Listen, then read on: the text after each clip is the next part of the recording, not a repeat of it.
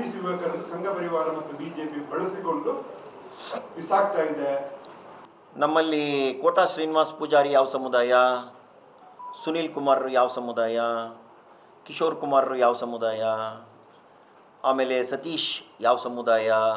ನಾನು ಹೇಳೋ ಅಂಥದ್ದು ಸಾಲು ಸಾಲು ಜನಗಳು, ಉಮಾನಾಥ್ ಕೋಟ್ಯಾನಿಂದ ಸೇರಿಸಿ ಸಾಲು ಸಾಲು ಜನಗಳಿಗೆ ನಾವು ಅವಕಾಶ ಕೊಟ್ಟಿದ್ದೀವಿ.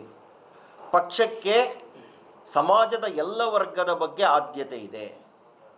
ನಾನು ಹೇಳೋವಂಥದ್ದು ಕೇಶವ ಪ್ರಸಾದ್ಗೆ ಅವಕಾಶ ಸಿಕ್ಕಲಿಲ್ಲ ಅಂದ ಮಾತ್ರಕ್ಕೆ ನಾನು ಬೊಟ್ಟು ಮಾಡಬಾರ್ದು ಯಾರ ಕಡೆನೋ.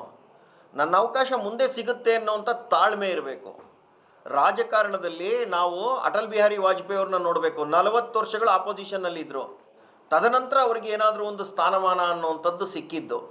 ಹಾಗಾಗಿ ನಿನ್ನೆ ಮೊನ್ನೆ ಬಂದು ನಾನು ಯಾವುದೋ ಒಂದು ಸಂಘಟನೆ ಕಟ್ಬಿಟ್ಟೆ, ಹಾಗಾಗಿ ನನಗೆ ಅವಕಾಶ ಕೊಡಲಿಲ್ಲ ಅಂದ ಮಾತ್ರಕ್ಕೇ ಅದಕ್ಕೆ ಬೇರೆ ದಾರಿ ಎಳೆಯುವಂಥದ್ದಿಲ್ಲ. ಸಮಾಜದ ಎಲ್ಲ ವರ್ಗಗಳನ್ನು, ಎಲ್ಲ ಜನರನ್ನು ತಗೊಂಡೋಗುವಂಥ ಕೆಲಸ BJP ನಿರಂತರವಾಗಿ ಮಾಡಿದೆ, ಮುಂದೇನೂ ಮಾಡುತ್ತೆ.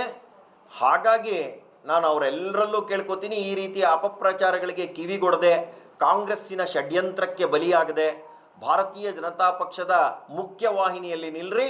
ಇವತ್ತಲ್ಲ ನಾಳೆ ನಿಮ್ಗೆ ಅವಕಾಶ ಬರುತ್ತೆ.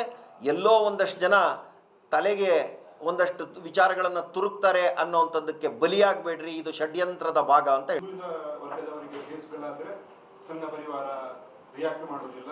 ಅದೇ ಪ್ರಭಾಕರ ಭಟ್ರಿಗೆ ಆದರೆ ಅದನ್ನು ಕೇಸನ್ನು ತಡೆ ಹಿಡಿತಾರೆ ಅಥವಾ ವಜಾ ಮಾಡಿಸಿಕೊಂಡು ಬರ್ತಾರೆ. ಅವರಿಗಾದರೆ ಲೀಗಲಿ ಸಂಪೂರ್ಣ ಸಪೋರ್ಟ್ ಸಿಗ್ತಾ ಇದೆ.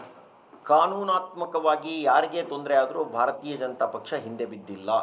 ನಮ್ಮ ಕಾನೂನು ಪ್ರಕೋಷ್ಠ ಅತ್ಯಂತ ಸಕ್ರಿಯವಾಗಿದೆ. ನಾವು ಅದರಲ್ಲೂ ಕೂಡ ಸಕ್ರಿಯತೆಯನ್ನು ತೋರಿಸಿದ್ದೀವಿ. ತೊಂದರೆ ಅನ್ನುವಂಥದ್ದು ಆಯಿತು ಅಂತ ಅಂದಾಗ ಪಕ್ಷದ ನೆಲೆಗಟ್ಟಿನಲ್ಲಿ ಸರ್ವ ಪ್ರಯತ್ನವನ್ನೂ ಮಾಡಿ ಅವರ ವಿರುದ್ಧ ನಡೀತಾ ಇರುವಂಥ ಯಾವುದೇ ಕೇಸುಗಳನ್ನು ಕೂಡ ನಾವು ಮುಂದುವರಿಯೋಕ್ಕೆ ಬಿಟ್ಟಿಲ್ಲ. ತೀರಾ ಸರ್ಕಾರ ಔಟ್ ಆಫ್ ವೇ ಹೋಗಿ ಹಾಕಿರುವಂಥ ಕೇಸುಗಳಲ್ಲೂ ಜವಾಬ್ದಾರಿಯುತವಾಗಿ ನಡೆಕೊಂಡು ಕೊನೆಯ ತನಕ ಅವ್ರ ಹಿಂದೆ ನಿಂತಿದ್ದೀವಿ. ಇದಕ್ಕೆ ಬಹಳಷ್ಟು ಉದಾಹರಣೆಗಳಿದೆ. ಇದೂ ಕೂಡ ಅಪಪ್ರಚಾರದ ಒಂದು ಭಾಗ.